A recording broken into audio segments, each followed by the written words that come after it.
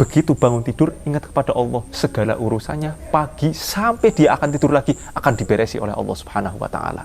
Untuk teman-teman yang mau tanya ke Gus Naufal Basalamah, silakan tulis di komentar, nanti kita tanyakan ke Gus Naufal dengan di video-video berikutnya. Jangan lupa subscribe channel ini.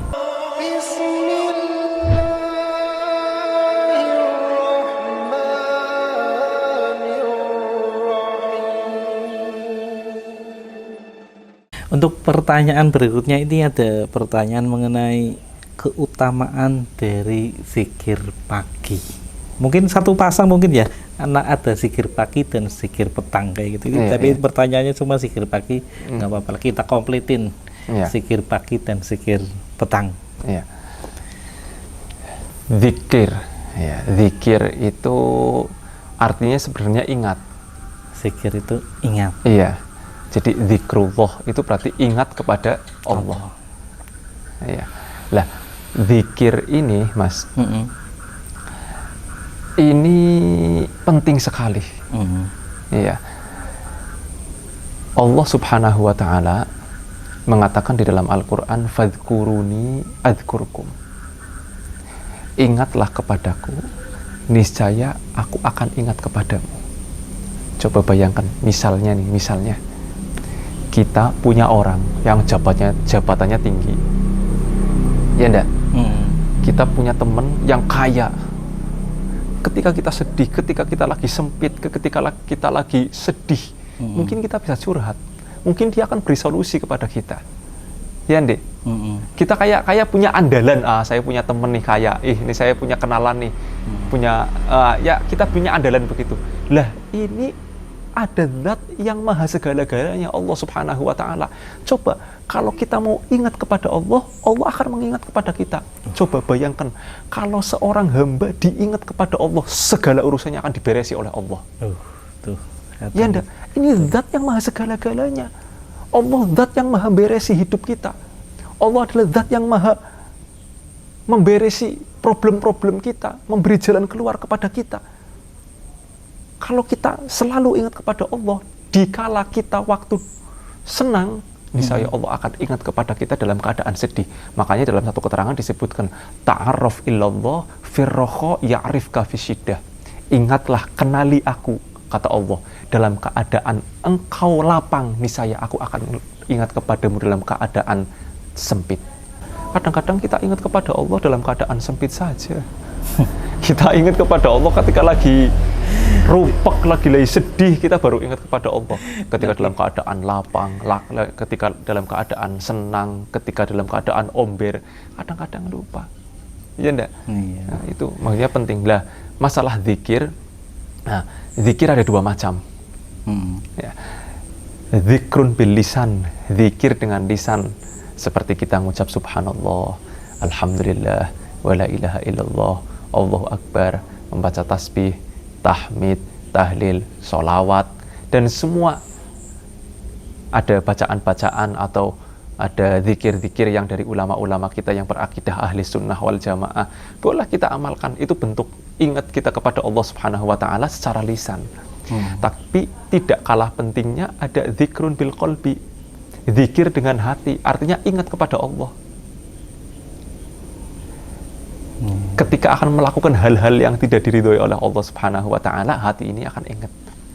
Ini namanya zikir. Ketika tangan ini ingin melakukan hal yang tidak baik, mengambil hak orang lain, hatinya zikir kepada Allah Subhanahu wa taala, ingat kepada Allah. Ini namanya zikir. Berpikiran positif. Ya enggak? Ketika mau suudzon dengan orang lain, buruk sangka kepada orang lain, kemudian hati ini ingat kepada Allah bahwa buruk sangka adalah perbuatan yang tidak terpuji, ini namanya zikir. Jadi zikir ini penting. Ya. Jadi kalau kita ingat kepada Allah Subhanahu wa taala, niscaya Allah akan ingat kepada kita. Bahkan dalam keterangan dalam ayat tersebut Allah juga mengatakan washkuruli wala takfurun. Bersyukurlah engkau kepadaku, jangan kalian kufur. Iya kan? Iya, benar. Subhanallah.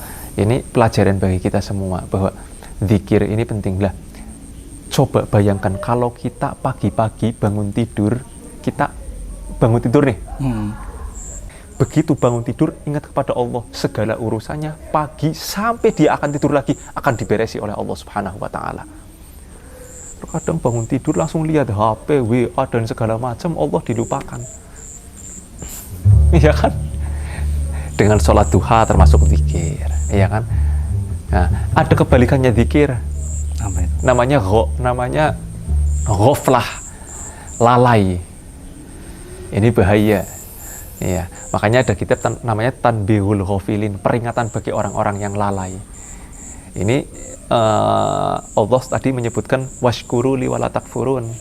Iya kan? Apa kata Allah? Bersyukurlah kepadaku dan kalian jangan semua kufur. Nah, ini perlu kita kaji. Artinya bahwa Allah Subhanahu wa Ta'ala menyuruh kita bersyukur supaya kita selalu mengingat Allah. Nikmat yang Allah berikan kepada kita, kita renungi secara tidak langsung, kita mengingat Allah Subhanahu wa Ta'ala. Ya kan? Nah, kebalikan daripada tidak mengingat adalah lalai. Lalai dengan akan nikmat-nikmat Allah. Nah, perlu kita ketahui juga nih Mas, syukur itu bukan cukup hanya mengucapkan alhamdulillah. Ya kan? Tapi syukur juga harus diwujudkan dalam perilaku kita, wujudkan dalam gerak-gerik kita. Ini syukur. Kadang-kadang lisannya mengucap alhamdulillah, tapi tidak ke masjid. Sholat bolong-bolong. Ini namanya syukur dengan lisannya saja. Hari wong Tegal ngomongnya kurcang kemetok sing syukur. Iya enggak? Iya betul. Iya, jadi syukur itu harus diwujudkan dengan raga kita. Kita mungkin diberi kesehatan 3 bulan, 4 bulan.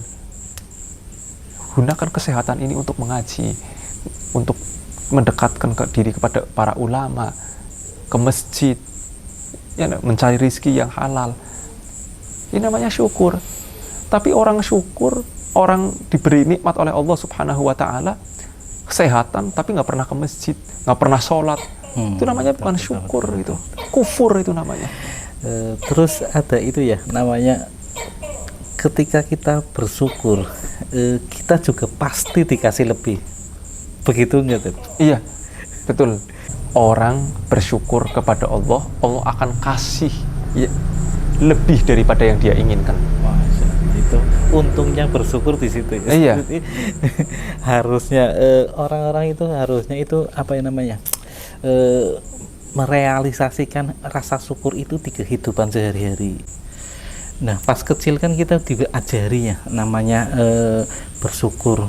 Kita dikasih uang, kita diajari kalau dikasih uang itu harus bersyukur. Nah, di dunia dewasa ini kita juga harus belajar ya Gus ya. Jadi ketika kita rezekinya, uangnya lagi sedikit, kita juga harus bersyukur. Jadi bersyukurnya itu bukan hanya pas lagi dikasih uang banyak, lagi dikasih uang sedikit pun kita harus belajar bersyukur.